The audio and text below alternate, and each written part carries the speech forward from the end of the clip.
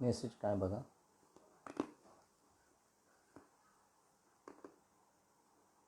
तुमच्या ह्याला मेसेज दिसेल. नाही अजून तुम्ही ऑन नाही आहात. गेलो की गो लाईव्ह. लाईव्ह 9 दिसायला लागले सर. आवाज येतो त्यांचा.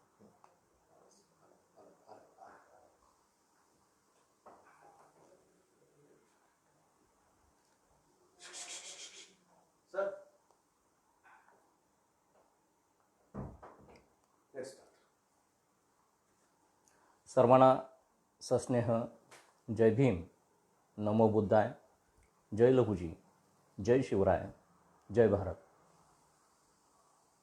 बांधवांनो, आज अण्णाभाऊंच्या जन्माला 100 वर्ष पूर्ण झाली आणि म्हणून आजचा दिवस हा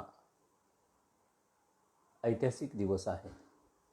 अण्णाभाऊंचं जन्मशताब्दी पूर्तता दिन हा आपण मोठ्या आनंदानं केवळ महाराष्ट्रात नव्हे, केवळ मातंग समाजातच नव्हे, मातंग समाजात तर मोठं आनंदाचं वातावरण आहे. दसऱ्या दिवाळीसारखा हा दिवस आनंदानं साजरा केला जातो आहे. विविध उपक्रमांनी डिजिटल जयंती गेली वर्षभर सुरू आहे. अनेक विविध उपक्रम ह्या कोरोनाच्या काळामध्ये गेली 2-3 महिने सुरू आहेत. परंतु एकूणच संपूर्ण बहुजन समाजाबरोबर महाराष्ट्राच्या बाहेर संपूर्ण भारतभर, कर्नाटक असेल, मध्य प्रदेश असेल, गुजरात असेल, राजस्थान असेल, आंध्र प्रदेश असेल, गोवा असेल, या सर्व भारतीय पातळीवर अण्णाभाऊ साठेंची जयंती मोठ्या आनंदानं साजरी केली जात आहे. आणि भारताच्या बाहेर सुद्धा अनेक देशांच्या मध्ये अण्णाभाऊंची जयंती साजरी केली जाते आहे. आपण काल परवाच पाहिलं की रशिया आणि मुंबई विद्यापीठ, शिवाजी विद्यापीठ, वेगवेगळ्या विद्यापीठांचे आंतरराष्ट्रीय चर्चासत्र अण्णाभाऊ साठे जन्मशताब्दी निमित्तानं सर्वत्र साजरे होत आहेत. अशी ही अण्णाभाऊ साठे यांची जागतिक अशा पद्धतीची जन्मशताब्दी जयंती आपण साजरी करत आहोत. बहुजन संघटकचा जो फेसबुक पेज आहे आणि तो जो ग्रुप आहे, महाराष्ट्रामध्ये पुरोगामी विचारांची रुजवणूक करण्याचं, बीजारोपण करण्याचं, त्याचा प्रचार करण्याचं काम हे बहुजन संघटकच्या फेसबुक पेजवरून गेली 3 महिने सलग शिवजयंती 8 दिवस त्यांनी साजरी केली, भीमजयंती 8 दिवस वेगवेगळ्या उपक्रमाने साजरी केली आणि आता अण्णाभाऊ साठे जयंती ही वैचारिक पातळीवर महापुरुषांना डोक्यावर घेण्यापेक्षा डोक्यात घेणाऱ्यांची ही एक ग्रुप किंवा एक चळवळ, क्रांतिक चळवळ, प्रबोधनाची चळवळ, परिवर्तनाचा जागर हा बहुजन संघटकच्या माध्यमातून आता सध्या सुरू आहे. आणि मला त्यांनी बोलण्याची संधी दिली आणि आपण सर्वजण आपल्या आयुष्यातील आपण सर्वांनी अतिशय अमूल्य असा वेळ खर्च करून तुम्ही माझं हे व्याख्यान ऐकण्यासाठी उपस्थित राहिलात त्याबद्दल संयोजकांच्या सुरुवातीला धन्यवाद, आभार मानतो. आपल्या सर्व रसिक, श्रोते, प्रेक्षक, अण्णाभाऊ प्रेमी आणि चळवळीतले कार्यकर्ते, नेते, विचारवंत संपूर्ण महाराष्ट्र आज आपापल्या घरात बसून ही व्याख्यानमाला ऐकतो आहे. आपणा सर्वांना माझा मानाचा सन्मानाचा जय भीम, जय लहुजी. या बहुजन संघटकचे सर्वजित बनसोडे, राहुल खांडेकर आणि सर्व त्यांची तरुण मित्रमंडळी या सर्वांच्या प्रती कृतज्ञता व्यक्त करतो. आणि माझे मित्र सोमनाथ कदम यांचेही मी आभार मानतो आणि मी माझ्या व्याख्यानाकडे वळतो.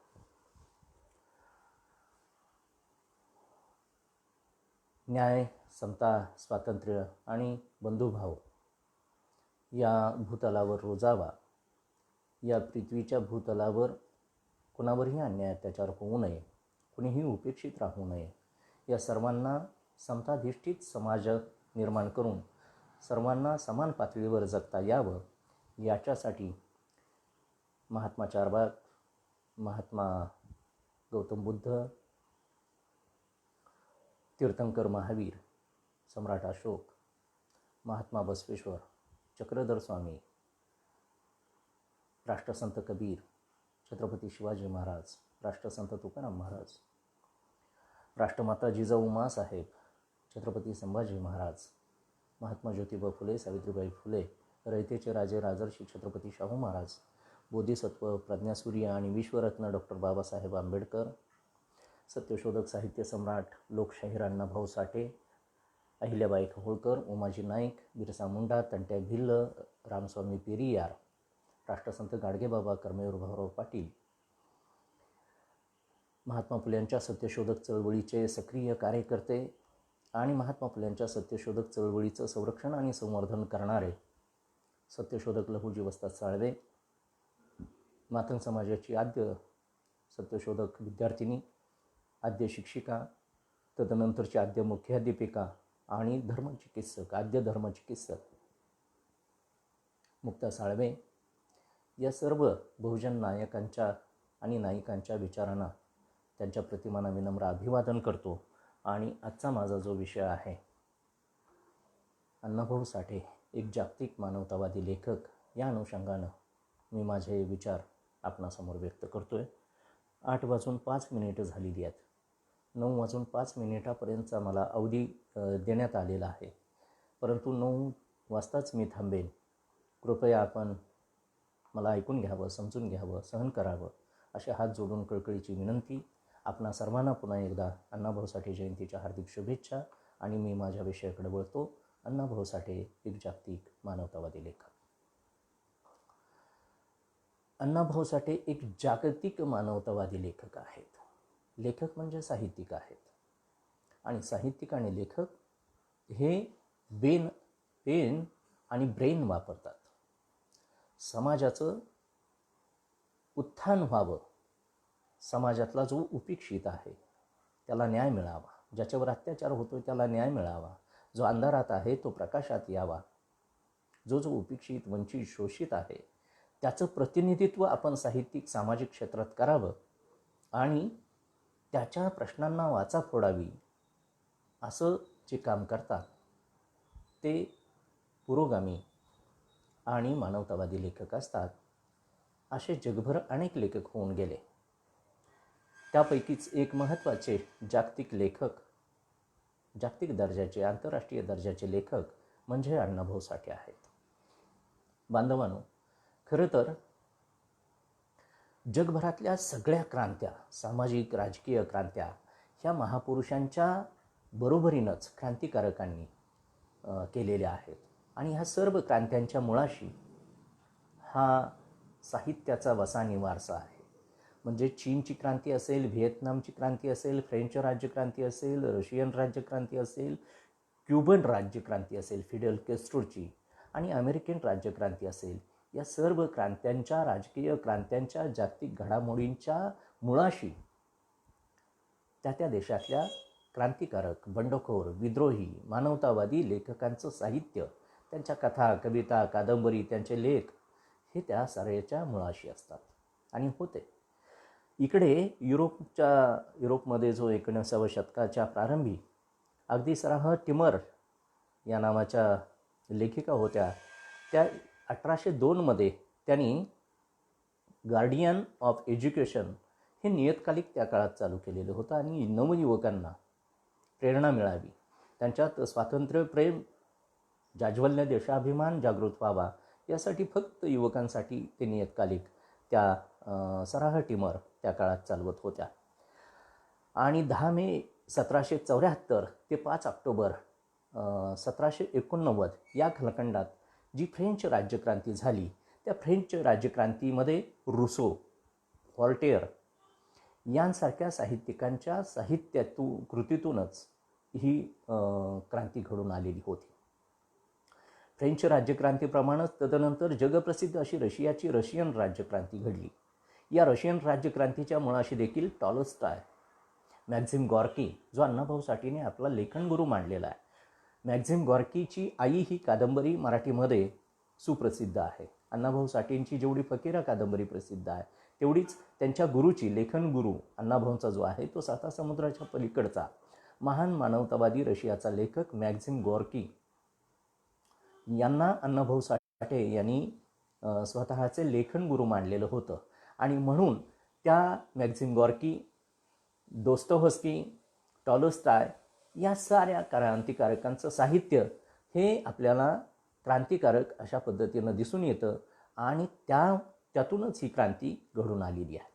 तदनंतरच्या काळामध्ये समाजामध्ये नवं चैतन्य निर्माण व्हावं, समाज सुस्थिर व्हावा, त्याला दिशा मिळावी म्हणून रशियामध्ये मायकोव्स्की, लॉक यांच्यासारखे कितीतरी क्रांतिकारकाची बीजं रोवणारे जे हे आहेत लेखक आणि कवी, तर ते त्या लेखक आणि कवींच्या मुळापासून, त्यांच्या साहित्यापासून, त्यांच्या विचारातून हा समाज पुढं अधिक गतिमान होत गेला. आणि म्हणून अशा सगळ्या काळामध्ये क्युबाचा फिडेल कॅस्ट्रो जो आहे त्याची सातत्यानं वरचेवर आठवण व्हावी अशा पद्धतीचं हे क्रांतीचं काम होत असतं. म्हणजे साहित्य हे क्रांतीच्या मुळाशी असतं आणि अण्णाभाऊ साठेंचा तर सिद्धांत आहे, साहित्य हे क्रांतीचं कूळ आणि बंडाचं मूळ असतं असा सिद्धांत अण्णाभाऊ साठे यांनी मांडलेला आहे साहित्याच्या क्षेत्रामध्ये. साहित्य हे क्रांतीचं कूळ आणि बंडाचं मूळ असतं, हा अण्णाभाऊंचा सिद्धांत आहे. आणि म्हणून माणुसकी आणि मानवतावाद ही अण्णाभाऊंच्या साहित्याची त्रिसूत्री आहे. स्त्रीचं शील, पुरुषाचा स्वाभिमान आणि देशाचं स्वातंत्र्य हे अण्णाभाऊंच्या साहित्याचा कणा आहे असं अण्णाभाऊ साठेंचे राजकीय क्षेत्रातले कम्युनिस्ट समाजवादी डाव्या विचारांचे नेते, त्या काळातले कामगार नेते कॉम्रेड श्रीपाद अमृत डांगे यांनी अण्णाभाऊंच्या साहित्याचं केलेलं हे वर्णन आहे. स्त्रीचं शील, पुरुषाचा स्वाभिमान आणि देशाचं स्वातंत्र्य हे अण्णाभाऊंच्या साहित्याचा कणा आहे असं पहिल्यांदा हे आवाज करू नका म्हणून सॉरी या साहित्याच्या मुळाशी हे विचार आपल्याला आढळून येतात. आणि म्हणून जगभरची क्रांती घडली त्याच्यात अण्णाभाऊ साठे यांनी मॅक्झिम गॉर्कीला आपला गुरु मानून नोबेल पारितोषिक विजेते लेखक, अमेरिकन लेखक सॉल बेलो, या सॉल बेलो म्हणतात, माणूस अनुकरणातून, निरीक्षणातून, अनुभवातून घडत असतो. अण्णाभाऊंना हे सॉल बेलोचं वाक्य कितीतरी तंतोतंत लागू पडतं आहे. अमेरिकन विचारवंत जॉक लंडन याच्यासारखेच अण्णाभाऊ अल्पायुषी ठरलेले आहेत. अण्णाभाऊंना केवळ 49 वर्षांचं आयुष्य लाभलं. 1 ऑगस्ट 1920चा जन्म आणि 18 जुलै 1969ला त्यांचं महापरिनिर्वाण झालं.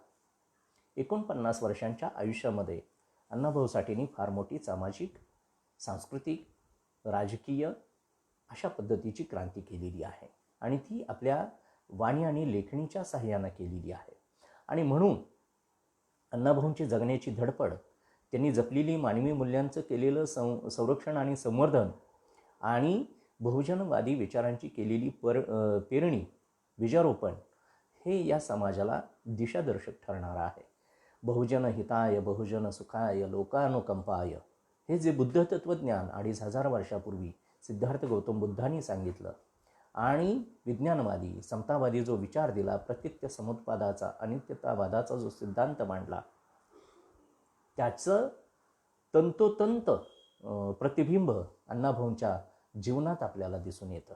आणि म्हणून अण्णाभाऊ हे एका वेगळ्या पद्धतीनं जागतिक समस्यांचा वेध घेणारे, माणसाच्या समस्या जगाच्या वेशीवर टांगणारे, सामान्य माणसाला आपल्या साहित्याचं प्रतिनिधित्व करायला लावणारे आणि नायक आणि नायिका नेमणारे अशा पद्धतीचे अण्णाभाऊ साठे हे आंतरराष्ट्रीय दर्जाचे महान मानवतावादी लेखक आहेत.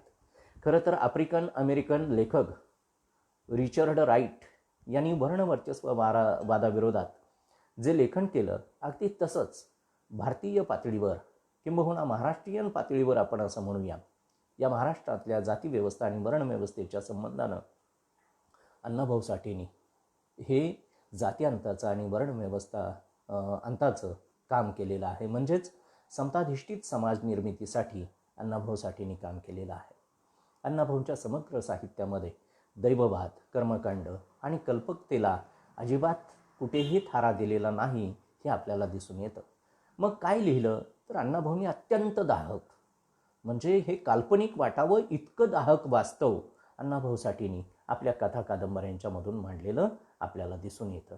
आणि म्हणून जगभरातल्या कष्टकरी, कामगार, शेतकरी, शेतमजूर, जो जो घाम गाळतोय, कष्ट करतोय, राबतोय, अशा राबणाऱ्या माणसाच्या, श्रमजीवीच्या रक्त, अश्रू आणि घामाची महती गाणारा महानायक, महालेखक, आंतरराष्ट्रीय दर्जाचे लेखक म्हणजे अण्णाभाऊ साठे आहेत, असं माझं संशोधन किंवा माझं मत मी माझ्या आतापर्यंतच्या 20-25 वर्षाच्या कालखंडात हे मांडत आलेलो आहे. आणि म्हणून अण्णाभाऊंनी हर प्रकारचं साहित्य लिहिलं.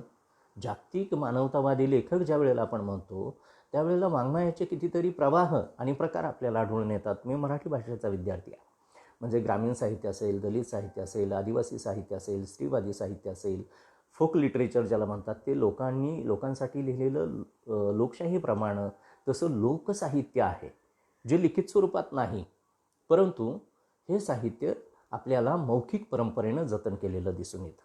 आता तुम्ही म्हणाल हे असं का म्हणता, तर अण्णाभाऊंची फकीरा कादंबरी जर पाहिली तर त्याच्यात किंवा वारण्याच्या खोऱ्यात, सत्तू भोसलेच्या निमित्तानं अशा कितीतरी ठिकाणी या ग्रामीण भागातल्या लोकरूढी, लोकपरंपरा याचं लोकसाहित्य आपल्याला अण्णाभाऊंच्या साहित्यात दिसतं.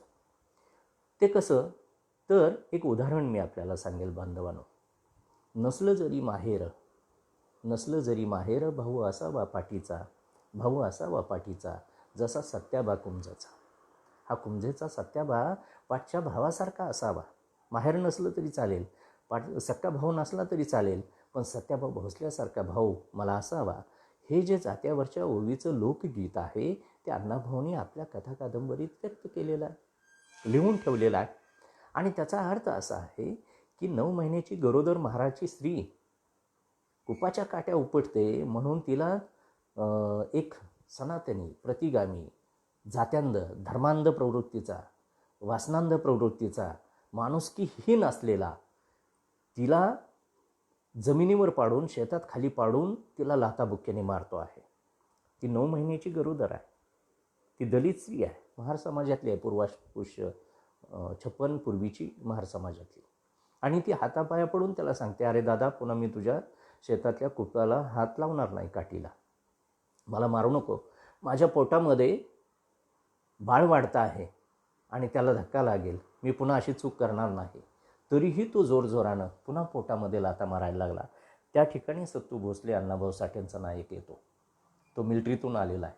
तो म्हणतो, अरे तिनं कुपाची काठी उपटली, ती महार स्त्री आहे, 9 महिन्याची आहे, अवघड सवगडलेली आहे, आपला पण जन्म असाच झालेला आहे, तिला सोडून दे, तिची झाली चूक.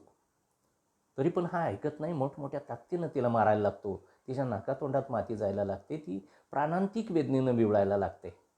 आणि मग मात्र सत्तू भोसलेला, हा अण्णाभाऊचा जो नायक आहे, त्याला ते सहन होत नाही. तो कुऱ्हाडीला दांडात ठोकतो आणि दलित स्त्रीकडं वाकड्या नजरेनं पाहणाराची क्षणार्धात कुऱ्हाडीनं घाव घालून खांडोळी करतो. हे अण्णाभाऊंचं साहित्य आहे. आणि म्हणून असा संकटाच्या काळात धावून येणारा, संरक्षण करणारा भाऊ पाठचा असावा, असं साहित्य, लोकसाहित्य अण्णाभाऊंनी लिहिलेलं आहे. आपण पाहत होतो की मराठीमध्ये आपल्या महाराष्ट्रापुरतं जरी बोलायचं झालं तरी कथा, कविता, कादंबरी, नाटक, चरित्र, आत्मचरित्र, प्रवास वर्णन, निबंध अशा कितीतरी प्रकारचे साहित्याचे, वाङ्मयाचे प्रकार आहेत. आणि ग्रामीण, दलित, आदिवासी, स्त्रीवादी लोकसाहित्य हे वाङ्मयाचे प्रवाह आणि कथा, कविता यांसारखे प्रकार अस्तित्वात आहेत. अण्णाभाऊ साठेंनी वाङ्मयाच्या ह्या सर्व प्रकारामध्ये लेखन केलेलं आहे. आणि म्हणून अण्णाभाऊ साठे वाङ्मयाच्या सर्व प्रकारात केवळ लिहिलेलं नाही, तर अत्यंत दर्जेदार, अत्यंत वाङ्मयीन कौशल्याने परिपूर्ण, अत्यंत अर्थपूर्ण, आशयघन अशा पद्धतीची साहित्यकृती अण्णाभाऊ साठेंनी निर्माण केलेली आहे. आणि म्हणून अण्णाभाऊ साठे हे आंतरराष्ट्रीय दर्जाचे जागतिक महान मानवतावादी लेखक आहेत, असं मी त्यांचं वर्णन कायम करत आलेलो आहे. जो मोठा माणूस असतो, महान मानवतावादी लेखक असतो, कोणताही लेखक हा प्रतिगामी विचाराला त्या त्या प्रदेशात, त्या त्या काळात, त्या त्या देशात विरोध करणारा असतो. तो पुरोगामी विचारांचा असतो आणि प्रतिगामी विचाराचा विरोधक असतो. जो जो साहित्यिक असतो तो सत्ताधाऱ्यांच्या विरोधात कायम लिहित आलेला असतो. आणि जो जो लेखक असतो, कलावंत असतो, तो सर्वसामान्य कष्टकरी यांच्या समस्या या सरकारपर्यंत, सत्ताधाऱ्यांपर्यंत, भांडवलदारांच्यापर्यंत मांडत असतो आणि त्यांना न्याय मिळवून देण्याचं काम करत असतो. अण्णाभाऊ साठेंनी उभ्या आयुष्यभर हेच काम केलं. शेतकरी असेल, कामगार असेल, शेतमजूर असेल, या साऱ्यांच्या गावकोसाबाहेरचा राबणारा, 12 बलुतेदार, 18 पगड जाती जमाती, भटकेविमुक्त आणि आदिवासी, ज्याला आज आपण SC, ST, NT, VJNT, OBC असं म्हणतो, या साऱ्यांच्या रक्त, अश्रू आणि घामाची महती अण्णाभाऊंनी गायली आणि त्यांच्या समस्या सोडवण्यासाठी आपली वाणी आणि लेखणी झिजवली. आणि म्हणून अण्णाभाऊ कोणाला मानतात? अण्णाभाऊ म्हणतात की मी महात्मा फुल्यांचा, म्हणजे फकीराची त्यांची जगप्रसिद्ध सुप्रसिद्ध अशी कादंबरी आहे, जिला महाराष्ट्र शासनाचं त्या काळामध्ये सर्वोत्कृष्ट वाङ्मय निर्मितीचं पारितोषिक मिळालं होतं. त्या कादंबरीच्या फकीराच्या कैफियतमध्ये महात्मा फुल्यांचा अत्यंत आदरानं अण्णाभाऊ साठे उल्लेख करतात. आणि अशी ही कादंबरी युगप्रवर्तक असं मानवमुक्तीचं काम करणाऱ्या डॉक्टर बाबासाहेब आंबेडकर यांच्या झुंजार लेखणीला अण्णाभाऊ साठे ही फकीरा कादंबरी अर्पण करतात. आणि म्हणून काहींना वाटतं की आपण अण्णाभाऊंना कुठल्या तरी वादात अडकवतोय. तर त्यांच्या आकलन क्षमतेनुसार हे म्हटलं जातं. मला असं वाटतं की जी मोठी माणसं असतात ती कर्तृत्वानं, ज्ञानानं, व्यासंगानं मोठीच असतात. जात, धर्म, लिंग, पंथ, प्रदेश, देशाच्या सीमासुद्धा त्यांच्या तत्त्वज्ञानाला, त्यांच्या कार्याला अडवू शकत नाहीत. आणि म्हणून तर ती जागतिक पातळीवर जाऊन पोहोचतात. म्हणून महात्मा फुल्यांच्या जो सत्यशोधक विचार आहे तो अण्णाभाऊंच्या साहित्यात दिसून येतो. राजर्षी छत्रपती शाहू महाराजांचं जे बहुजन हिताय अशा पद्धतीचं जे कार्य आहे ते अण्णाभाऊंच्या साहित्यात दिसून येतं. आणि डॉक्टर बाबासाहेब आंबेडकरांचं जीवन, कार्य आणि तत्त्वज्ञान हे सुद्धा अण्णाभाऊंच्या साहित्याच्या पानापानावर आपल्याला दिसून येईल. फारशी चर्चा न केलेला एक मुद्दा फक्त मी या निमित्तानं आपल्यासमोर सांगू इच्छितो. संयुक्त महाराष्ट्राची चळवळ चालू होती. Comrade S.N. जोशी, नागव गोरे, श्रीपाद अमृत डांगे, आचार्य आत्रे, प्रबोधनकार केशव सीताराम ठाकरे, इकडे पश्चिम महाराष्ट्रामध्ये क्रांतिसिंह नाना पाटील, बर्डे गुरुजी, GD बापू लाड यांसारखे नेते त्या काळात कार्यरत होते सक्रियपणे.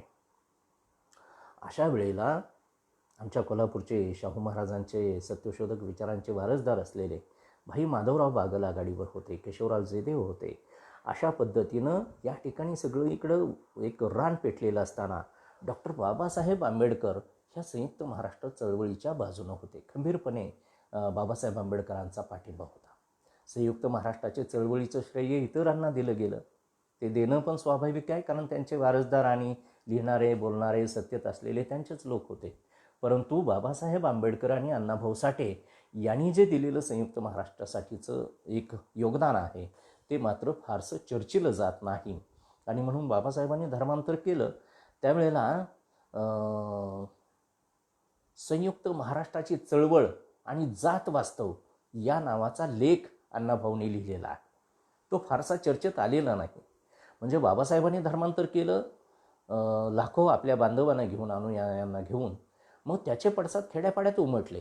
जी सनातनी प्रवृत्ती होती त्यांची माती भडकली, तळपायाची आग मस्तकाला गेली. अरे कालपर्यंत आपल्याला जोहार करणारे, गळ्यात गाडगं, पाठीमागं खराटा आणि हातात घोंगराची काठी घेऊन वावरणारे हे आता ताटमानेनं जगायला लागणे आणि आमच्याच देवाधर्माला आणि आमच्या धर्माला नावं ठेवत यांनी दुसरा धर्म स्वीकारला, यांना झोडपून काढलं पाहिजे, वस्त्या पेटवल्या पाहिजेत, यांचा सगळं गावबंदी केली पाहिजे, स्पर्शबंदी केली पाहिजे, हे सारी मनोवादी परंपरा ती जागी झाली. आणि गावोगावच्या पूर्वास्पृश्य महार समाजावर आणि 56 नंतरच्या बौद्धांवर, नवबौद्धांच्यावर गावोगावी प्रचंड अत्याचार व्हायला लागले. अण्णाभाऊ साठे हे बारकाईनं पाहत होते बाबासाहेब आंबेडकरांच्या धर्मांतराची चळवळ. आणि मग अण्णाभाऊंनी लिहिलेलं आहे की एका गावात पाटलाची सेवेला नकार दिला महाराणी आणि हे तराळकीचं काम नाकारलं, ते त्यांना सहन नाही झालं त्या सनातनी पाटलांना, मराठ्यांना. आणि मग त्यांनी तो मेलेला बैल, पाटलाचा मेलेला बैल ही म्हारं ओढून नेत नाहीत. कालपर्यंत ओढत होती, आज काय झालं यांना? आणि म्हणून ते ओढत नाहीत. हा इगो, अहंकार दुखवला गेला आणि म्हणून रात्रीच्या वेळेला तो मेलेला फुगलेला बैल, 2 दिवस फुगून पडलेला बैल ते महारांच्या आडात फेकून येतात आणि त्यांचं पाणी प्यायचं बंद होतं. सडलेला नासलेला असा तो बैल त्या विहिरीत, त्या आडात बौद्धांच्या टाकला जातो. आणि मग म्हणजे निसर्गानं दिलेलं पाणीसुद्धा यांना नीट पिऊ द्यायचं नाही. अन्न, वस्त्र, निवारा ह्या मूलभूत गरजा आहेत, पण हवा आणि पाणी हे निसर्गानं दिलेलं, त्याच्यावर सर्वांचा समान अधिकार आहे. अरे त्याचं अभिव्यक्ती स्वातंत्र्य आहे, तुम्ही कोण लागून गेला? परंतु तसं नाही.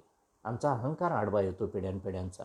आणि मग जो छळ झाला त्याच्यावर अण्णाभाऊ साठेंनी जात वास्तव नावाचा लेख लिहिलेला आहे. हे मुद्दाम उदाहरण मी आपल्यासमोर दिलं. म्हणजे बाबासाहेबांच्या धर्मांतराचा वर पण आधारित त्यांनी बुद्धाची शपथ नावाची कथा लिहिली. आणि त्या कथेचा शेवट त्या सांगली जिल्ह्यातल्या चिंचणी गावातली ती बाबासाहेब आंबेडकरांच्या अनुयायांची लेकरं 15-20 वर्षाच्या वयाच्या आतली आहेत. ती रेल्वेनं आईवडिलांना न सांगता वडील मुंबईला कामाला आहेत म्हणून पळून मुंबईला जातात.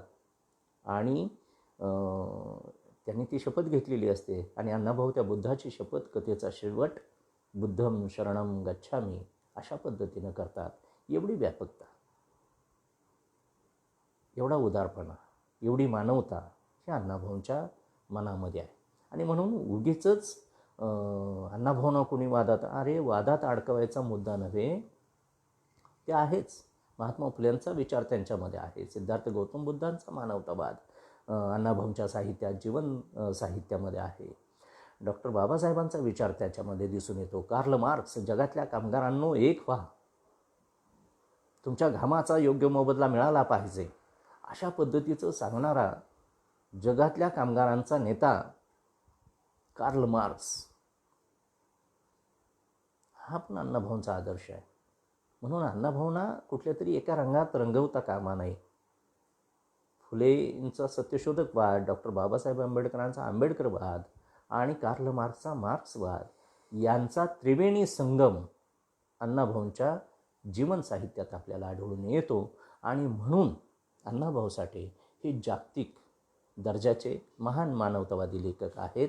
आणि म्हणून आपल्याला असं दिसतं की ही जी जागतिक पातळीवरची विचार करणारी माणसं असतात ती आपापल्या जातीत, आपापल्या म्हणजे प्रश्नांपुरती मर्यादित राहत नाहीत. त्यांना जात, धर्म, लिंग, पंथ, प्रदेश यांची बंधनं कधीच अडवू शकत नाहीत. अशा पद्धतीचं एक हे सारी बंधनं झुगारून मोठ्या पातळीवर काम करणारी, लिहिणारी, बोलणारी, अन्याय घडो कोठेही पेटून उठो आम्ही, अशा पद्धतीची पोटतिडीक समाजाप्रती असलेली, बहुजन हिताय, बहुजन सुखाय, लोकानुकंपाय हे तत्त्वज्ञान घेऊन जगणारी अण्णाभाऊ साठे यांच्यासारखी एक महान मानवतावादी माणसं असतात. हा मुद्दा आपण मुळात समजून घेणं जास्त गरजेचं आहे असं मला या निमित्तानं वाटतं. आणि म्हणून हे सारं अण्णाभाऊंच्यामध्ये होतंच. परंतु याबरोबरीनंच अण्णाभाऊंनी काय लिहिलेलं आहे बांधवांनो, म्हणजे या निमित्तानं आपल्याला नम्रपणे सांगू इच्छितो की बांधवांनो, अण्णाभाऊंना वर्गात बसू दिलं नाही, बाबासाहेबांना पण तिथं बसू दिलेलं नव्हतं आणि अण्णाभाऊंना पण बसून दिलेलं नव्हतं. पण ज्यांना शाळेत बसू दिलेलं नव्हतं त्या माणसांनी इतिहास घडवला आणि त्यांचा जगाला परिचय झाला. एवढी ती कर्तृत्ववान, यशवंत, गुणवंत, कीर्तिवंत अशा पद्धतीची ही 2 महापुरुष होऊन गेले. अण्णाभाऊ साठेंनी शाळेच्या बाहेर राहून लौकिक अर्थानं, रोडार्थानं निरक्षर पण अक्षर वाङ्मयाची निर्मिती केली. आणि मग काही जण असं सांगतात की त्यांच्या जिभेवर सरस्वतीच. त्यांनी केवढा मोठा चमत्कार केला. शाळेत न गेलेला माणूस एवढी पुस्तकं लिहून जगभर त्याचं साहित्य गाजतं. बांधवांनो, चमत्कारावर आणि त्या गणपती, सरस्वती यांच्यावर विश्वास न ठेवणाऱ्या माणसांना आपण पुन्हा त्यांचीच उपमा देऊन त्यांची विटंबना करत आहोत. आणि म्हणून किमान आता अण्णाभाऊंच्या जन्माला 100 वर्ष झालेत. या महापुरुषांना आपल्यामुळं कुठेही कमीपणा येणार नाही याची तरी आपण सर्वांनी काळजी घेणं, मला वाटतं या निमित्तानं मी कळकळीची हात जोडून विनंती आपल्याला करतो की कुठंही त्यांचं चारित्र्य हनन होता कामा नये. त्यांच्या वैयक्तिक ज्या गोष्टी आहेत त्याच्यावर भाष्य करून आपण आपली विद्वत्ता ही जी आहे ती जगासमोर आणून ती संकुचितता दाखवू नये, एवढं जरी केलं तरी पुरेसं झालं. आणि म्हणून अण्णाभाऊ हे जागतिक आहेत, जागतिक दर्जाचे महान मानवतावादी लेखक आहेत. आता जागतिक ज्या वेळेला मी म्हणतोय त्यावेळेला काय असं जागतिक अण्णाभाऊनी केलं हो? तर अण्णाभाऊनी 1932 ते 1942 हा अण्णाभाऊंच्या समग्र जीवनाचा पाया आहे. प्रचंड कष्ट घेऊन आधुनिक एकलव्य बनून, आधुनिक एकलव्य, त्या एकलव्यानं किमान त्या द्रोणाचार्याला अंगठा दिला होता. हा एकलव्य अशा पद्धतीचा होता, हा विद्रोही बंडखोर आहे. यानं कारण नसताना मला छडी मारली म्हणून शिक्षकाला दगड मारणारा आणि पांदीत आडवा पाडणारा, द्रोणाचार्याला पांदीत आडवा पाडणारा आणि टीट फॉर टॅट जशाच तसं मी कुणावर अत्याचार करणार नाही, अन्याय अत्याचार, आणि माझ्यावर नाहक झालेला अन्याय अत्याचार मी सहन करणार नाही, या प्रवृत्तीच्या अण्णाभाऊसाठी आहेत. 1932 ते 1942 हा अण्णाभाऊंच्या जीवनातला माझ्या दृष्टीनं खूप महत्त्वाचा असा कालखंड आहे. याच काळामध्ये डोक्यावर कपडे घेऊन, नवी जुनी कपडे घेऊन मुंबईत अण्णाभाऊ फिरत होते. त्या काळात कृष्णधवल चित्रपट होते आणि त्या कृष्णधवल चित्रपट जे आहेत ते मूक चित्रपट होते, ब्लॅक व्हाईट पिक्चर. त्यांना आवाज नव्हता. त्याची जी मूक चित्रपटाची पोस्टर्स आहेत ती भिंतीवर मुंबईच्या चिटकवण्याचं अण्णाभाऊंनी काम केलेलं आहे. आणि अशाच वेळेला त्यांना एक नातेवाईक त्यांचा भेटतो आणि अण्णाभाऊ दुपारच्या वेळेला ती कपडे विकून आल्यानंतर त्याच्या घरी जातात आणि मग सहज त्याचं लक्ष जातं की यांच्या घरात पुस्तक दिसतंय आणि हे धर्मग्रंथ 2-3 दिसत आहेत. मग हे कोण वाचतं? आपल्या जातीला तर शिक्षणाचा अधिकार नाही, मग हे कोणाला वाचायला येतं? आणि मग ते विचारतात त्यावेळेला ते म्हणतात की मला वाचायला येतं, मी वाचतो. मग ते म्हणतात, अण्णाभाऊ सांगतात तरुण वयातले, की मला शिकवाल का? आणि मग त्यांच्याकडून अक्षर ओळख करून घेऊन अण्णाभाऊ महत् प्रयासानं 1932 ते 1942 अक्षरांची ओळख करून घेतात. अक्षरं गिरवायला लागतात. वय झालेलं असताना, प्रौढ झालेले असताना, तरुण वयात असताना. म्हणजे ते काही शिकण्याचं वय नाही त्यांचं खरं तर, परंतु ते प्रयत्न करतात आणि एवढं ज्ञानसत्तेवर आधी राज्य गाजवतात, एवढं साहित्य वाचतात की बांधवांनो, अगदी फुले यांचं जे समग्र साहित्य आहे, बाबासाहेबांचं जे साहित्य आहे ते तर त्यांनी वाचलंच, पण या मराठी साहित्यामध्ये 1500 वर्षाच्या इतिहासात संत साहित्य, पंत साहित्य आणि तंत साहित्य, अगदी शाहीर अगिनदास, शिवकाळात होऊन गेलेला अगिनदास, या आद्य शाहिरापासून ते महात्मा फुलेंच्या अखंडापर्यंत सारं काही अण्णाभाऊ वाचून काढतात आणि मग स्वतः लिहायला लागतात. आणि मग 1942 ते 1949 अण्णाभाऊ साठे शाहिरी वाङ्मय निर्माण करतात. 1949 ते 1969 मृत्यूच्या शेवटच्या श्वासापर्यंत, क्षणापर्यंत ह्या 20 वर्षाच्या लेखन कालखंडामध्ये अण्णाभाऊ साठे कथा, कादंबऱ्या लिहितात. म्हणजे 1942 ते 1969 अवघ्या 27 वर्षांच्या लेखन कालखंडात त्यांना लिहायचा केवढा काळ मिळाला तर 27 वर्षांचा. या 27 वर्षांच्या लेखन कालखंडामध्ये अण्णाभाऊंनी जवळजवळ 77 ग्रंथांची निर्मिती केलेली आहे आणि जगभर त्याचे अनुवाद झालेले आहेत. वेगवेगळ्या देशांमध्ये त्या देशांची मातृभाषा जी आहे त्या भाषेमध्ये त्याचे अनुवाद झालेले आहेत. जर्मन, झेक, पोलिश, रशियन अशा प्रकारच्या जागतिक अशा भाषांच्यामध्ये अण्णाभाऊंच्या साहित्याचा अनुवाद झालेला आहे. आणि म्हणून ते जागतिक मानवतावादी लेखक बनू शकले. याच्या पाठीमागं त्यांनी घेतलेले जे कष्ट आहेत ते अतिशय माझ्या दृष्टीनं महत्त्वाचे आहेत. आता त्या काळात आपल्याकडं काय लिहित होते तर प्रियकर, प्रियसी आणि खलनायक, म्हणजे नायक, नायिका आणि खलनायक. आणि मग असं विचित्र त्रिकूट, साहित्याचं त्रिकूट, गाठ, निर्गाठ आणि उकल अशी साहित्य लेखनाची परंपरा. फडके, नासी फडके, वि स खांडेकर आणि गणत्रय माडखोलकर हे 3 त्या काळात सुप्रसिद्ध असे लेखक या पद्धतीनं साहित्य निर्मिती करत होते. पण अण्णाभाऊंनी काल्पनिक कधीच लिहिलं नाही. या मराठी साहित्यिकांना आणि मराठी साहित्यात त्या काळात मध्यमवर्गीयांचं चित्रण होतं, उच्चवर्णीय समाजाचं चित्रण होतं. म्हशी राखा तुम्ही, तूप खातो आम्ही, हे तूप खाणारे जे आहेत, ज्याला महात्मा फुलेंनी आणि मुक्ता साळवेंनी त्या मांग महाराजच्या निबंधामध्ये, ज्ञानोदयमध्ये 1855 साली ऐत खाऊ, लाडू खाऊ असं जे म्हटलेलं आहे, ती मंडळी त्यांच्या सुखदुःखाबद्दल फक्त लिहित होती, मनोरंजनाचं लिहित होती, स्वांत सुखाय अशा प्रवृत्तीनं लिहित होती. आणि मग अण्णाभाऊ ज्या काळात लिहायला लागले त्यावेळेला ह्यांनी कलेसाठी कला की जीवनासाठी कला असा साहित्यिक वाद निर्माण केलेला होता.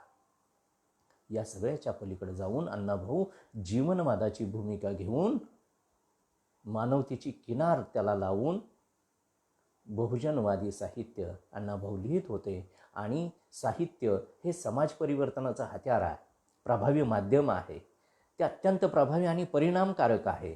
या साहित्यानं समाज बदलू शकतो, जग बदलू शकतं. आणि म्हणून अण्णाभाऊंनी आपली वाणी आणि लेखणी झिजवली.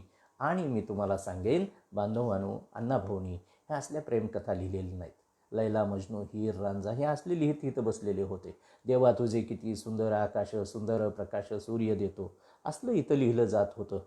देवापुढे माणूस पाला पाचोळा रे, देवापुढं माणसाला पालो पाचोळं समजणारं साहित्य इथं ज्या काळात निर्माण होत होतं त्या काळात अण्णाभाऊ साठे कामगारांच्या, श्रमिकांच्या, कष्टकऱ्यांच्या, जगभरातल्या दीनदलितांच्या या 2 हात आणि 10 बोटांचं महात्म्य वर्णन करत होते. प्रारंभी मी आजला असं म्हणून सुरुवातीला हा 2 हातांना आणि 10 बोटांना वंदन करून हे जग आणि जीवन सुंदर करू पाहणारे, रक्ताचं पाणी हाडाची काडं आणि रक्ताचं पाणी करून आयुष्य चंदनाप्रमाणे झिजवणारा जो श्रमिक वर्ग आहे त्याच्या 2 हातांनी सुईपासून विमानापर्यंत आणि टाचणीपासून जहाजापर्यंत हे सारं जे सगळं आदिमानवापासून आधुनिक मानवापर्यंतची जी सगळी प्रगती झालेली आपल्याला दिसून येते, त्या कष्टाला, त्याच्या 2 हाताला आणि 10 बोटाला अण्णाभाऊ वंदन करतात.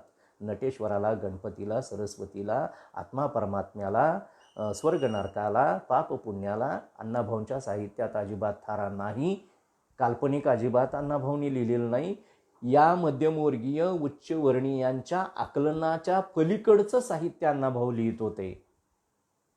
तुळशी वृंदावनाभोवती फिरणारं मराठी साहित्य अण्णाभाऊंनी परसदारातून, माझघरातून, तुळशी वृंदावनातून बाहेर काढलं आणि गाव कुसाबाहेर आणलं. ते गाव कुसाबाहेरून माकडीच्या माळावर नेलं मराठी साहित्याचा केंद्रबिंदू. आणि माकडीच्या माळावरून थेट मुंबईसारख्या महानगरामधल्या चिरागनगरच्या झोपडपट्टीपर्यंत अण्णाभाऊ साठे हे साहित्य घेऊन गेले. याचा अर्थ असा की चिरागनगरच्या झोपडीला सुद्धा सदाशिव पेठेचा दर्जा मिळवून देणारे अण्णाभाऊ साठे हे महान मानवतावादी जागतिक लेखक आहेत, असा त्याचा निष्कर्ष निघतो. आणि म्हणून अण्णाभाऊंनी काय केलं तर अण्णाभाऊंनी असल्या प्रेमाच्या कथा कादंबऱ्या लिहिल्या नाहीत. त्या बंडखोर आहेत, त्यागी आहेत, संस्कारी आहेत, चारित्र्य संपन्न आहेत, शील संवर्धन जपणारे आहेत, नवऱ्याशी एकनिष्ठ राहून संसार करू पाहणारे आहेत, नवऱ्याचं चुकलं तर त्याला अद्दल घडवणारी, जाब विचारणारी, सासूला जाब विचारणारी, भटक्यांच्या जात पंचायतीचा निर्णय नाकारणारी. कुणीतरी संशय आपल्या चारित्र्यावर घेतात आणि घरातले सगळे सासू सासरे, दीर आणि नवरा कुठंतरी घेऊन जातात देवऋषाकडं आणि कढईत उकळत्या त्या तेलात त्या एक पैशाचं नाणं टाकतात आणि ते नाणं हात घालून हिनं बाहेर काढायचं. आणि हिनं जर ते नाणं काढलं आणि हिचा हात नाही भाजला तर ही पवित्र, आणि जर भाजलं तर ही बदफैली आहे, ही बेबीचारी आहे, ही चारित्र्यहीन आहे, ही पतिव्रता नाही, असा कलंक पुरुषप्रधान मनोवादी संस्कृती तिच्यावर लावणार. अण्णाभाऊंची नायिका त्या देवऋषाला सांगते, माझ्याऐवजी तूच पैसा काढ त्या कढईतला, आणि तुझ्या हाताला भाजलं तर मी पापी आणि नाही भाजलं तर मी पवित्र. याचा अर्थ बारकाईनं लक्षात घ्या बांधवांनो की जात पंचायतीच्या निर्णयाविरोधात अण्णाभाऊंची नायिका 70 वर्षापूर्वी बोलते. पुरुषप्रधान संस्कृती नाकारते, घरंदाज स्त्री आहे आणि कुठेतरी फेफरं येणाऱ्या मतिमंद परंतु 40-50 एकर बागायती जमीन असणार अशी आपल्या घरातले वडील आणि माझा भाऊ त्याच्याशी लग्न लावून देत आहेत तर ती नाकारते. मी घरंदाज असले म्हणून काय झालं, आणि 40 एकर त्याची बागायती जमीन मला काय करायची आहे म्हणून ती नाकारते आणि त्या फेफरवाल्याला सोडते आणि आवडणाऱ्या रामोशी समाजाच्या माणसाशी त्याच्या घरी जाऊन त्याच्याशी लग्न करून त्याचा संसार करते. मराठा आणि रामोशी, सवर्ण आणि दलित यांचा आंतरजातीय विवाह अण्णाभाऊ साठेंनी 60-70 वर्षापूर्वी आपल्या कथा कादंबऱ्यातून मांडलेला आहे. जातीअंत झाला पाहिजे, वर्गांत झाला पाहिजे, वर्णांत झाला पाहिजे, सारा माणूस एक असला पाहिजे, माणसानं माणसाशी माणसाप्रमाणे वागणं याला माणुसकी असं म्हणतात. असा विचार अण्णाभाऊ साठेंनी आपल्या साहित्यातून रुजवलेला आहे. आणि म्हणून माणसाच्या दुःखांना, त्याच्या व्यथावेदनांना उजागर करणं, त्याच्या समस्या जगाच्या विषयावर मांडणं असं काम अण्णाभाऊ साठेंनी केलं. अण्णाभाऊने आंतरराष्ट्रीय घडामोडींचा वेध घेतला.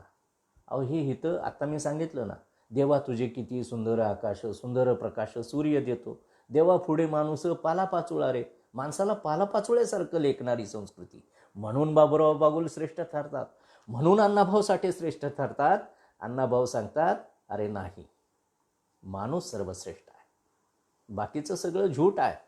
माणसाच्या 2 हात आणि 10 बोटानं हे जग आणि जीवन सुंदर झालेलं आहे आणि म्हणून याला विरोध करणं गरजेचं आहे.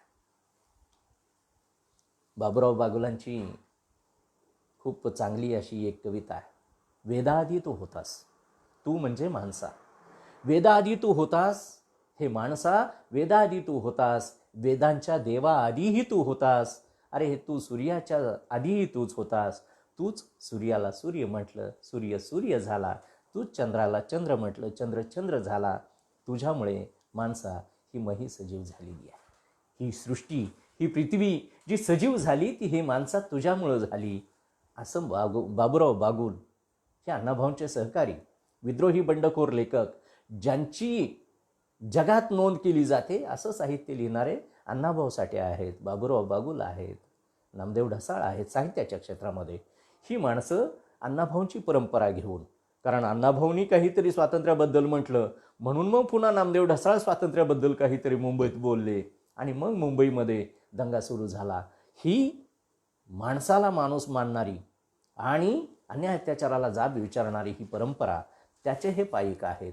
आणि म्हणून अण्णाभाऊंनी काय लिहिलं, ज्या काळात मराठी साहित्य असं जे लिहिलं जात होतं त्या काळात अण्णाभाऊ पहिलं महायुद्ध, दुसरं महायुद्ध, भारत चीन युद्ध, भारत पाकिस्तानचं युद्ध याच्या संबंधानं कादंबऱ्या लिहित होते. एवढा आवाका आहे कोणाकडे मराठी साहित्यामध्ये? असं एकमेव नाव आहे की जो गाव कुसाबाहेरचा तुकाराम म्हणून ज्याचा मी सातत्यानं उल्लेख करत असतो. बांधवांनो, अण्णाभाऊंचं पाळण्यातलं नाव तुकाराम. देहूच्या तुकारामाने जी गाथा लिहिली ती तुकाराम महाराजांची गाथा म्हणून आपण मानतो. या 20व्या शतकाच्या उत्तरार्धात गाव कुसाबाहेरच्या अण्णाभाऊ साठे नावाच्या आधुनिक तुकारामानं 12 बलुतेदार, 18 पगड जाती जमाती, भटकेमुक्त, आदिवासी, दलित, शेतकरी, शेतमजूर आणि कामगारांच्या व्यथावेदनांची बहुजन गाथा लिहिणारा हा आधुनिक तुकाराम आहे, असं मी अण्णाभाऊंचं वर्णन करतो. या अर्थानं अण्णाभाऊ साठे हे आधुनिक तुकाराम आहेत. ते वेध घेतात, ते माणसाच्या माणूसपणाचा वेध घेताना आपल्याला आढळतात आणि म्हणून जागतिक घडामोडींचा वेध अण्णाभाऊंच्या साहित्यात त्या काळात आढळतो. रत्ना ही अण्णाभाऊंची कादंबरी आहे. 2ऱ्या महायुद्धाच्या पार्श्वभूमीवर लिहिलेली आहे.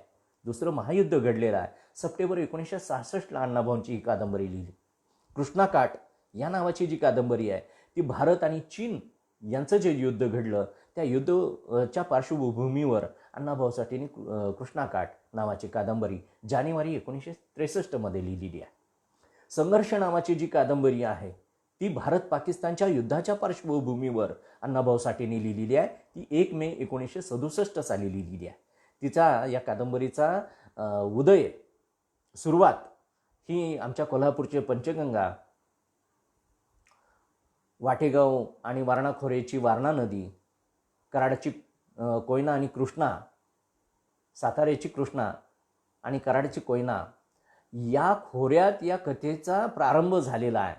तिथपासून अण्णाभाऊंची कादंबरी पुढे विकसित होत जाते अगदी या कोल्हापूरच्या पंचगंगेपासून, वारणा कृष्णा कोयनेपासून ते सतलज नदीपर्यंत जाते. फिरोजपूर इथपर्यंत त्या कथेचा, अण्णाभाऊंच्या कादंबरीचा वावर चालू राहतो. फिरोजपूर असेल, लाहोर असेल, सतलज नदी असेल आणि आग्रा असेल, इथपर्यंतच्या या युद्ध संघर्षाची कथा अण्णाभाऊंनी ही थेट अशा पद्धतीनं लिहिलेली आहे भारत पाकिस्तानच्या युद्धाच्या पार्श्वभूमीवर. आणि म्हणून त्यांना मी जागतिक मानवतावादी लेखक असं म्हणतोय. मला वाटतं म्हणून मी म्हणतोय अशातला भाग नाही बांधवांनो. ज्याचं त्याला श्रेय दिलं पाहिजे. आपण जात हे चष्म्याला माझ्या 2 भिंग आहेत.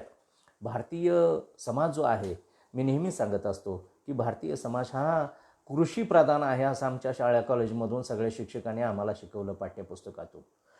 हा कृषीप्रधान आहे बरोबर आहे, पण हा खेडीप्रधान पण आहे.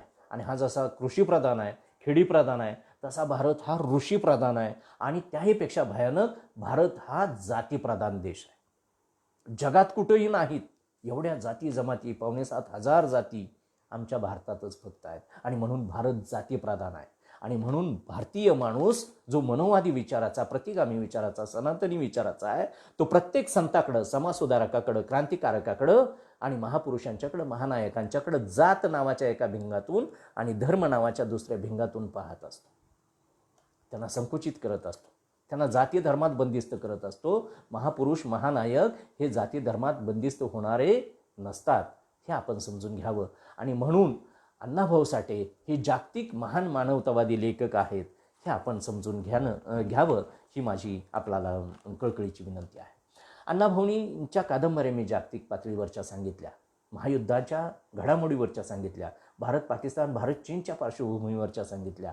अण्णाभाऊ हे शाहीर म्हणतो आपण, पण शाहिरांचे शाहीर लोकशाहीर होते ते. आणि ते शिवाजी महाराजांची ख्याती रशियातल्या मॉस्को आकाशवाणीवरून सांगणारे ते शिवशाहीर होते.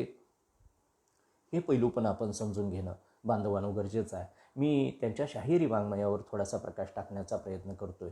अहो इथं कुठल्या तरी ग्रामदैवतावर पोवाडा लिहिला जातो. गल्लीबोळातला कुठला एखादा नेता असेल त्याच्यावर पोवाडे लिहिले जातात. काही सन्माननीय अपवाद आहेतही, पण अण्णाभाऊ कोणावर पोवाडे लिहितात? तो आवाका असावा लागतो जागतिक पातळीवरचा, तो आंतरराष्ट्रीय ख्यातीचा. आणि मग अण्णाभाऊंनी जे पोवाडे लिहिले ते काही पोवाडे स्थानिक पोवाडे आहेत, काही पोवाडे हे प्रादेशिक पोवाडे आहेत आणि काही पोवाडे हे आंतरराष्ट्रीय दर्जाचे आहेत. हे अण्णाभाऊंच्या पोवाड्यांचं विश्लेषण स्तरीकरण आहे. वीर मर्दाचा पोवाडा, वीर मर्दाने वीर मर्दांपुढे गावा, तळ हातावर शिर घेऊन लढण्याची भूमिका. रक्त तापलं पाहिजे, रक्त सळसळलं पाहिजे, त्याच्यात वीरश्री संचारली पाहिजे, त्याच्यात ऊर्जा निर्माण झाली पाहिजे, त्याचे बाहुस्फुरून पावले पाहिजेत, त्याचं मन, मेंदू, मनगट, तो रक्तप्रवाह हा सशक्त होऊन गतिमान झाला पाहिजे. त्याला युद्धाला, लढायला भूमिका घेऊन हा भाग घेतला पाहिजे. तांत्रिक अडचण आली, समजून घ्या. एक थोडा वेळ बोलतो आणि समारोप करतो. अण्णाभाऊंनी नानकिन नगरापुढे हा 16 एप्रिल 51 साली पोवाडा लिहिला. चिनाजनांची मुक्ती सेना ऑगस्ट 65 मध्ये लिहिला. कोरिया या अशा नावाचा पोवाडा अण्णाभाऊंनी 1951 मध्ये लिहिलेला आहे. आणि लेनिनग्राडचा पोवाडा 25 फेब्रुवारी 47 मध्ये लिहिलेला आहे. स्टॅलिनग्राडचा पोवाडा 7 जून 43 रोजी लिहिलेला आहे. बर्लिनचा पोवाडा 16 एप्रिल 1952 साली लिहिलेला आहे. कामगारांचं स्तवन ऑगस्ट 55 मध्ये केलेलं आहे. या अर्थानं आंतरराष्ट्रीय घडामोडींचा वेध घेण्याचं काम अण्णाभाऊ साठेंच्या पोवाड्यानं केलेलं आहे. अण्णाभाऊंनी गणामध्ये बदल केला. गण हा गणमाता जी आहे, गणदेवता जी आहे ती गणपती किंवा सरस्वती, नटेश्वर यांना पारंपरिक पद्धतीनं करत आलेले होते. अण्णाभाऊंनी त्यात बदल केला. प्रथम माय भूच्या चरणा, छत्रपती शिवबा चरणा, स्मरणीया गातो कवना, असा शिवाजी महाराजांच्यावर क्रांतिकारक गण लिहिण्याचं धाडस करणारे अण्णाभाऊ साठे हे जागतिक मानवतावादी लेखक आहेत. कुठल्या जाती धर्मात, कुठल्या पंथात, प्रदेशात, संप्रदायात अडकून पडणारे नाहीत. प्रथम माय भूच्या चरणा, तिरंगा झेंडा जो आहे, 3 रंगी राष्ट्र निशाणा. प्रथम माय भूच्या चरणा, 3 रंगी राष्ट्र निशाणा. त्या तिरंग्याला वंदन करणारा गण लिहिणारे अण्णाभाऊ आहेत. विश्वव्यापी जनगणा तुझं करुणी वंदना. विश्वव्यापक जनगण जे आहेत त्याला वंदन करणारे अण्णाभाऊ साठे शाहीर आहेत. अरे विश्वाला कवेत घेण्याची ताकद असायला पाहिजे, ती त्यांच्यात मध्ये होती. आणि म्हणून ते विश्वात्मक, जागतिक, आंतरराष्ट्रीय दर्जाचे लेखक त्यांना याच निमित्तानं आपण म्हणतो आहे. आणि म्हणून तिरंग्याला वंदन करणारा, शोभाला वर्णन करणारा, बाबासाहेबांचं कौतुक गाणारा, कवनांच्या मधून, साहित्याच्या मधून त्यांच्या तत्त्वज्ञानाचं बीजारोपण, प्रसार प्रचार आपल्या वाणी आणि लेखणीतून करणारे अण्णाभाऊ साठे आहेत. स्थानिक पातळीवर सुद्धा त्यांनी पानिपतचा पोवाडा लिहिला. 1 मार्च 47ला अमळनेरचे अमर हुतात्मे या नावाचा पोवाडा लिहिला. तेलंगणाचा संग्राम त्यांनी 48मध्ये मांडला. बंगालची हाक नावाचा 52 साली पोवाडा लिहिला आणि पंजाब दिल्लीचा दंगा, अशा पद्धतीनं त्यांनी स्थानिक, प्रादेशिक, राष्ट्रीय आणि आंतरराष्ट्रीय घडामोडींचा वेध घेणारे शाहिरी वाङ्मय अण्णाभाऊ साठेंनी त्या काळात निर्माण केलेलं आहे. आणि म्हणून अण्णाभाऊ साठे हे जागतिक महान मानवतावादी लेखक आहेत. माझा रशियाचा प्रवास, खरं तर बांधवांनो, या निमित्तानं मी आणखीन एक सांगणार आहे. पॅरिसला जागतिक शांतता परिषद होणार होती आणि जागतिक शांतता परिषदेला पॅरिसला जी जागतिक शांतता परिषद होणार होती त्याचं निमंत्रण अण्णाभाऊ साठेंना आलेलं होतं. परंतु इथली जात व्यवस्था, मी आत्ता मगाशी जे म्हणलं ना, जात आणि धर्माच्या चष्म्याच्या 2 भिंगातून माणसाकडं पाहण्याची जी सनातन प्रवृत्ती आहे मनुवादी, आत्ता तर अलीकडं काय झालेलं आहे की हा पुरोगामी महाराष्ट्र त्याची ओळख मोडत चाललेली आहे. स्वतःला पुरोगामी म्हणून घेण्यासाठी चढाओढ चाललेली आहे. पण एका वाक्यात मी आपल्याला सांगेन की ह्या ढोंगी पुरोगामीपणा बहुजन चळवळीच्या आणि समताधिष्ठित समाज निर्मितीच्या आड येणारा आहे. आपण या माणसांना ओळखलं पाहिजे. म्हणजे दलित सवर्ण हा भेदाभेद आहे, ते वास्तव आहे. पण दलितांतर्गत जातीचं स्तरीकरण आहे, जाती अंतर्गतचं स्तरीकरण आहे. मला वामनदादांची कविता आठवते. जात होतो पुढे, त्यात होतो पुढे, पंख पसरूनी गेलो मी ज्योती पुढे, पंख माझेच आत आहे जळू लागले, तेव्हा जीवन मला हे कळू लागले. केस माझे हे जेव्हा गळू लागले, तेव्हा जीवन मला हे कळू लागले. ही बहुजनातली खेकडे प्रवृत्ती जी आहे ती या महामानवांना जाती धर्मात बंदिस्त करू पाहते आहे. एका वाक्यात अलंकारिक भाषेत जर सांगायचं तर पोटात मनुस्मृती आणि ओटात संविधान घेऊन पुरोगामित्वाचा ढोल बडवणारे यांच्यापासून पण आपण सावध व्हायला पाहिजे. अण्णाभाऊंच्याकडं पण जे संकुचित विचारांना पाहतात त्यांनाही या निमित्तानं माझी हात जोडून विनंती आहे की अण्णाभाऊ काय तो शाहीर होते, तर असे होते तसे होते असं म्हणत बसू नका बांधवांनो. ते जागतिक लेवलचे महान मानवतावादी लेखक होते. त्यांनी जे केलं ते आपल्याला नाही करता येणार. त्यांच्या काळामध्ये त्यांनी फार मोठी क्रांती केलेली आहे. अहो, अण्णाभाऊंनी जे लिहिलं ते ग्राम्सीचं एक तत्त्वज्ञान आहे.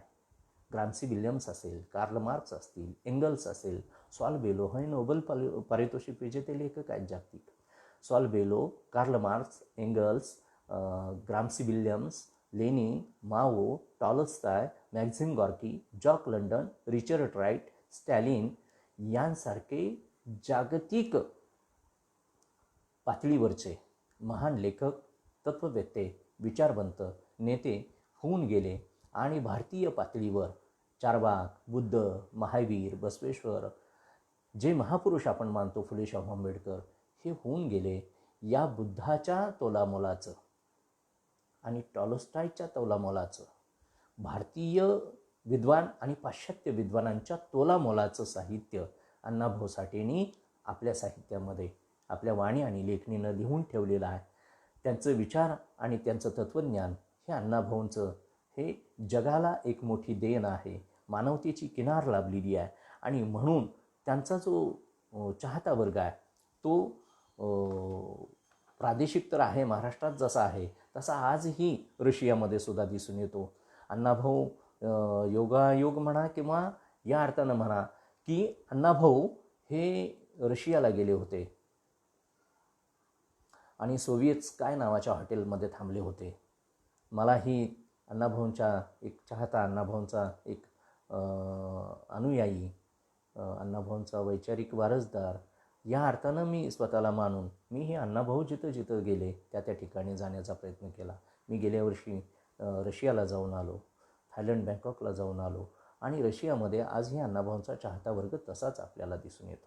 बांधवांनो, या साऱ्या घडामोडीमध्ये सुद्धा अण्णाभाऊंचा एक मोठा विचार आपण जागतिक पातळीवर घेऊन जाऊया.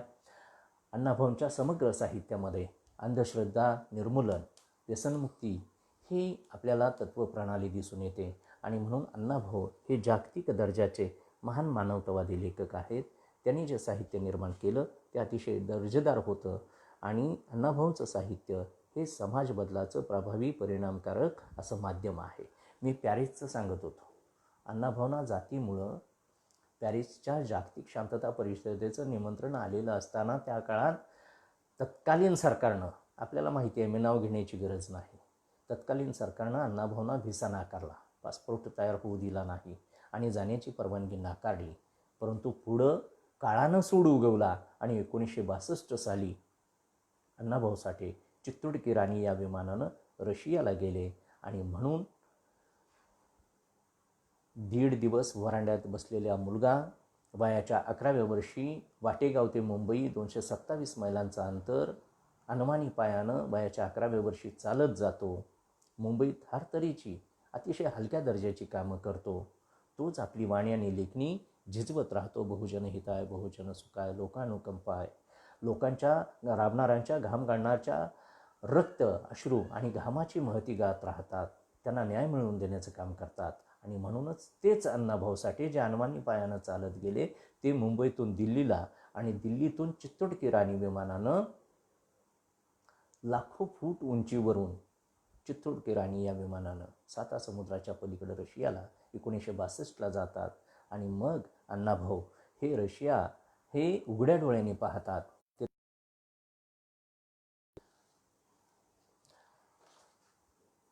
मी दिसतोय? हां. माणुसकी आणि मानवतावाद हाच अण्णाभाऊंच्या समग्र साहित्याचा मध्यवर्ती कणा आहे. स्त्रीचं शील, पुरुषाचा स्वाभिमान आणि देशाचं स्वातंत्र्य हे अण्णाभाऊंना प्रिय आहे आणि माणसाच्या रक्त, अश्रू आणि घाम यांची महती गाणारे अण्णाभाऊ साठे आहेत.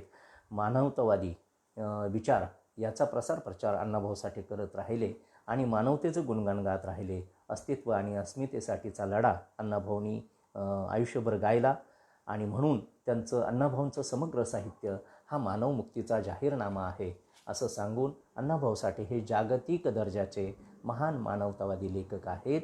कारण भूक ही गरिबाची इथं महाराष्ट्रात असते, भारतात असते आणि ते जगातल्या प्रत्येकाला असते. भूक, भय, दारिद्र्य आणि शोषण यांच्यावर अण्णाभाऊंनी आपली वाणी आणि लेखणी झिजवली. जगातल्या सगळ्या समस्या ज्या आहेत, मानवी समस्या, त्यांच्या संबंधानं अण्णाभाऊ साठे लिहित राहिले.